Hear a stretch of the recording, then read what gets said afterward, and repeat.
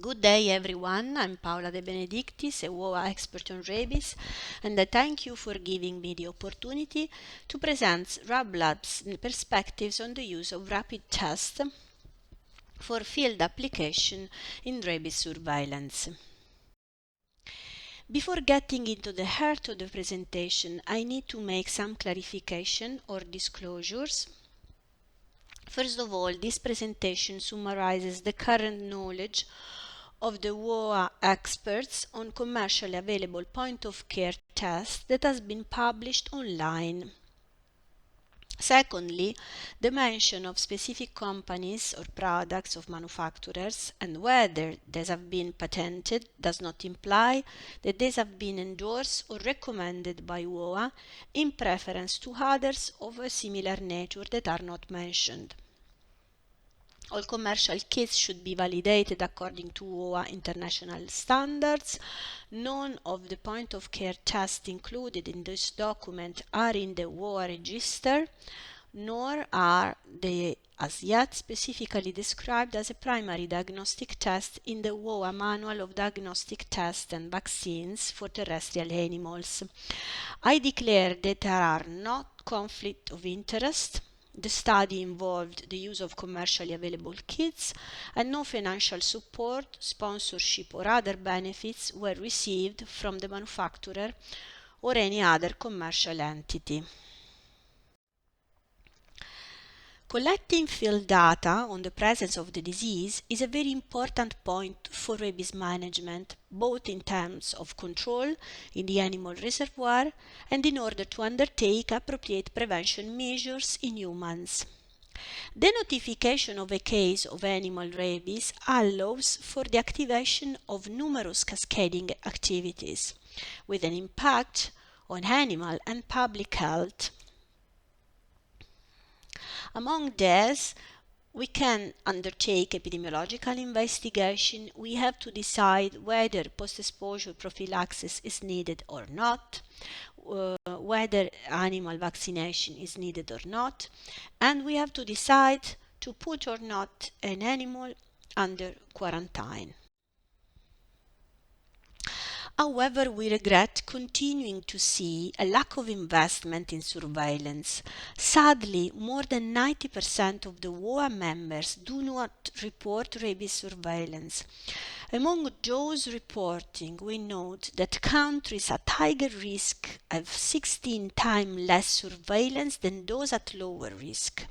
This situation fuels uncertainty and the lack of trust regarding the true burden of the disease at the global and local levels, resulting in a decline in resources dedicated to the disease control.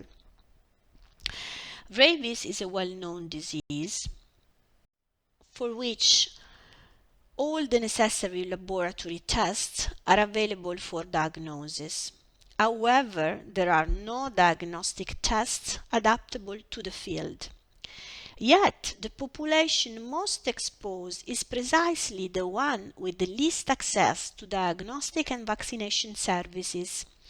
In endemic countries, paradoxically, there are many logistical challenges that prevent rapid processing of suspected cases. In this complex scenario, we asked ourselves, could lateral flow devices have a role in enhancing field investigation and screening? Rapid tests had already appeared in the WOAH standards manual, with specific mention to the limiting factors of these tests. Among these, I would first highlight the lack of clear instruction from the manufacturer, the inaccuracy of the results, and the extreme variability between commercial products and between batches. The manual also emphasizes that these products are not included in the WOAH registry for diagnostic kits, thus highlighting the need to strengthen laboratory diagnostics in parallel.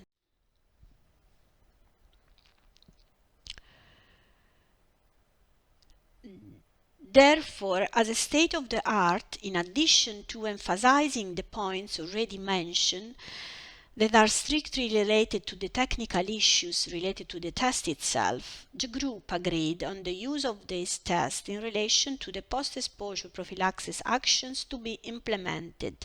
In short, while a positive lateral flow device results is a strong indicator of positivity, the same cannot be said for the reverse. In fact, a negative results obtained by lateral flow device should not be used to discourage post-exposure prophylaxis intervention in the event of a possible human exposure. As you can see, a plethora of products are available on the market, but unfortunately they are not all equivalent.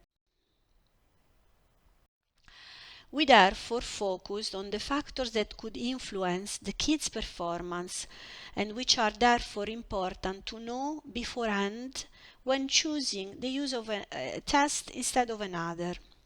These include kit or batch specific factors, such as the efficiency of detection labels, the membrane quality, the flow rate, the signal amplification methods, and importantly, the clarity and consistency of the manufacturer instructions.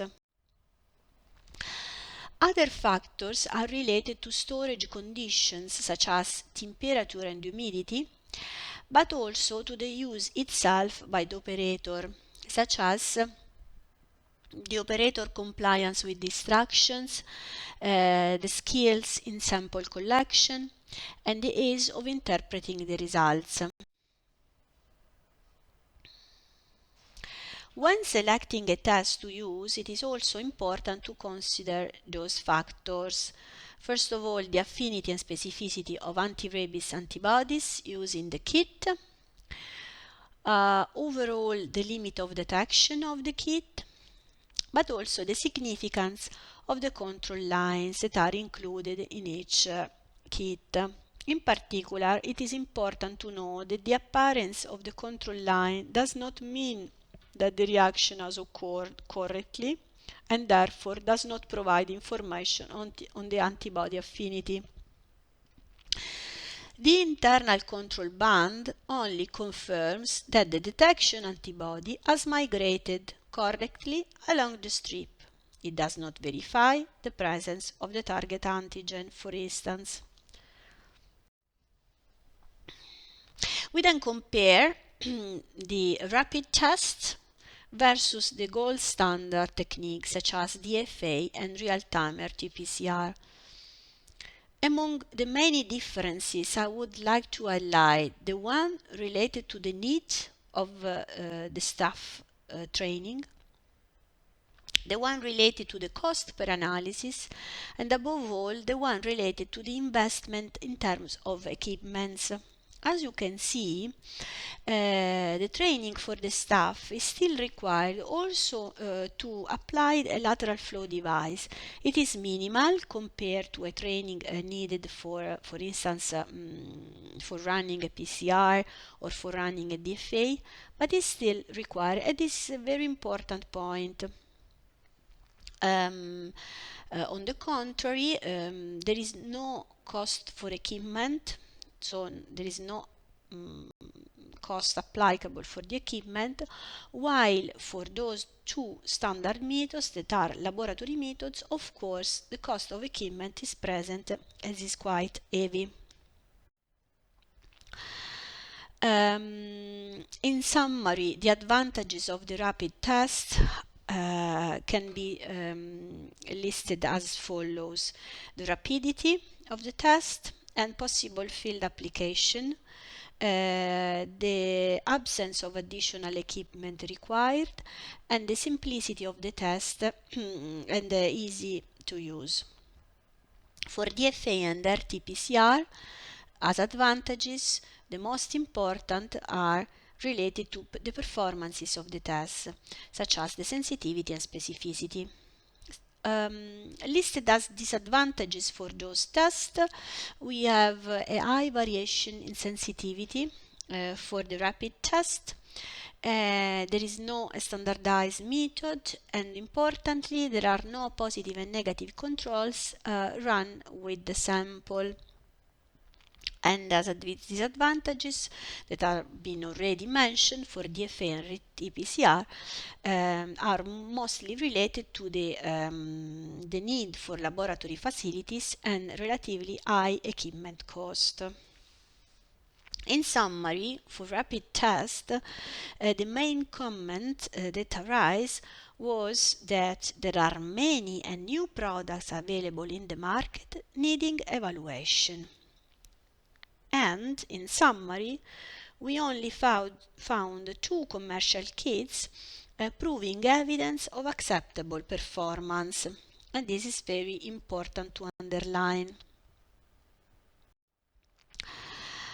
So, how do you use this test? First of all, those are the 3 main recommendations that the group of experts want to give to you. First of all, using lateral flow device must be a decision that falls to the relevant national authorities. Secondly, the selection of the test, but also the protocols to be used, once you selected the kit, must be coordinated at the central level. And last but not least, reporting of test results must be mandatory to health authorities.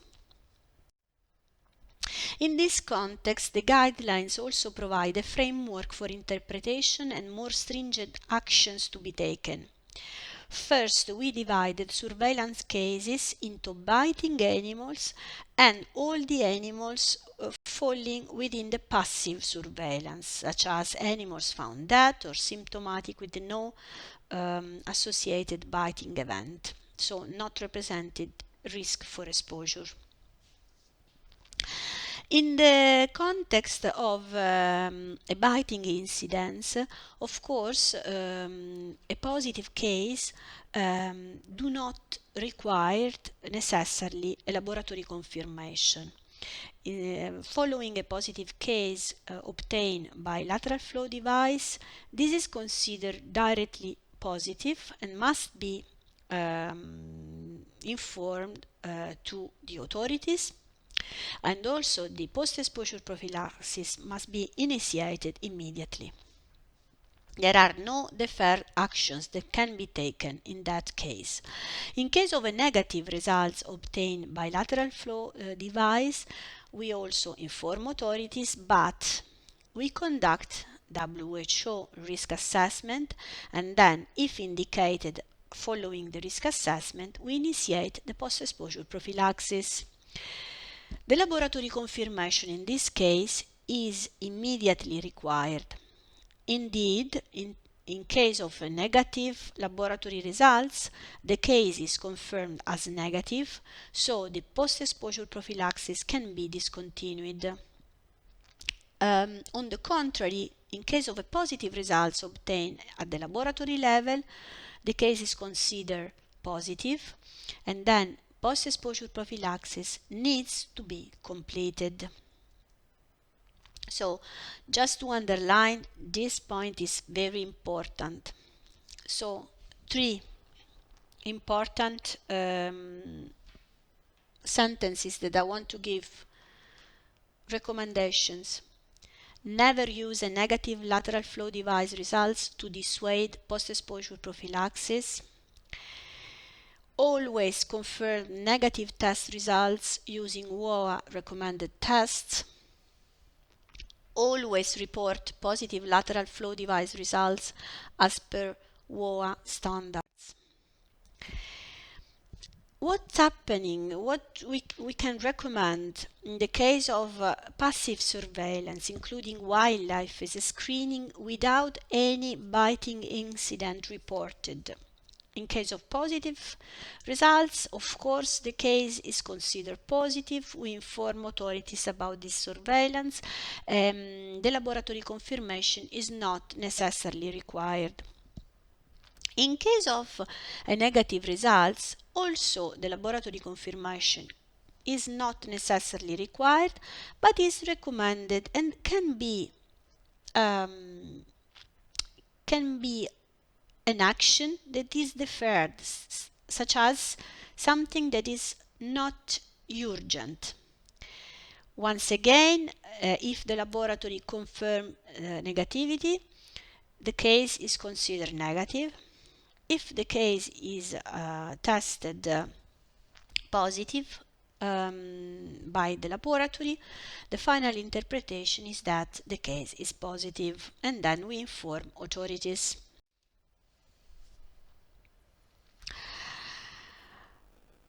I really want to underline a few technical recommendations because they are essential for optimal applications of this test in the field. For example, the training of the personnel responsible for brain collection and field testing is crucial. Another crucial point is the choice of the test, which must have adequate performance in absolute terms, which we can call analytical sensitivity, but also relative to circulating lineages, which is diagnostic sensitivity.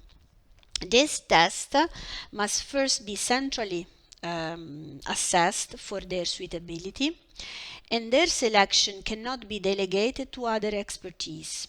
Before using them, their field of application must certainly be defined at central level. The document available online represents the WOAH Expert Network's perspective on rabies. I encourage you to read it carefully. It's a simple yet informative document that can help you define the scope of lateral flow devices whose use may currently be beyond the purview of national authorities, resulting in a loss of useful information for the control and prevention of this important disease. I would like once again to emphasize that the work I presented today was the result of an entire team and therefore represents not only my personal opinion but also that discussed by the entire group. I thank you for your attention and I wish you all the best for the meeting and for the control of rabies in your own countries.